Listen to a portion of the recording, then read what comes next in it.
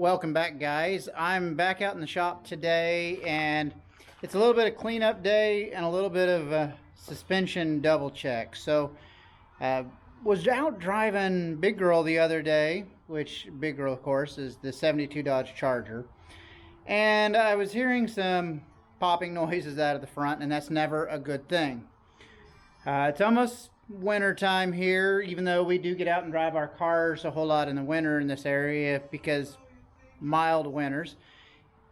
Wintertime is still when you're supposed to break everything apart, check all the bolts, nuts, and having some popping noises going on up underneath of the car is kind of a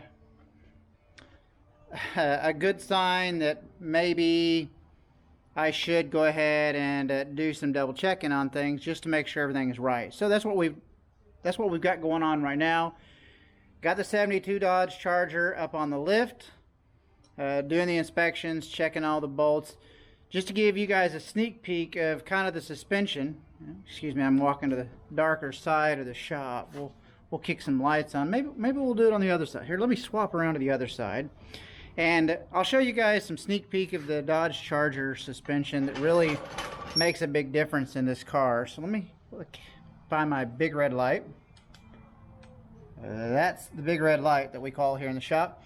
And let's get a sneak peek of what's up underneath of the suspension on Big Girl. Now, by no means is this a all-out race car or anything like that, but it's a pretty good hefty car overall. So let's take a look and see what that suspension looks like. All right, so let's look at what all the suspension is that's going on. And I told you guys I was going to give you the down and dirty look.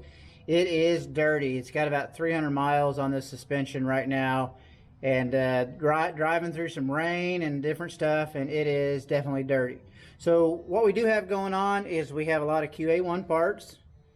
Starting off with the QA1 lower control arms and the QA1 strut rods, followed up by the Fox shocks, the completely adjustable front and rear upper control arms. Now, clearly doing some inspection here, I can find a couple of things that might be my popping noise. Number one is, man, this ball joint boot is all screwed up. We'll do some testing on that. But I'm going to put money on the fact our popping noise is probably coming from this right here, our sway bar end links. Man, that bushing is just eaten all up.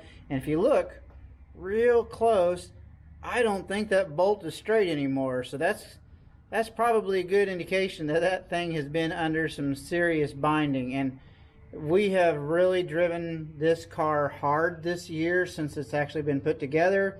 So definitely need to step up to a bigger and stronger sway bar end link bolt. I'm going to go over and check the other side, and we'll see if we've got the same problem going over there.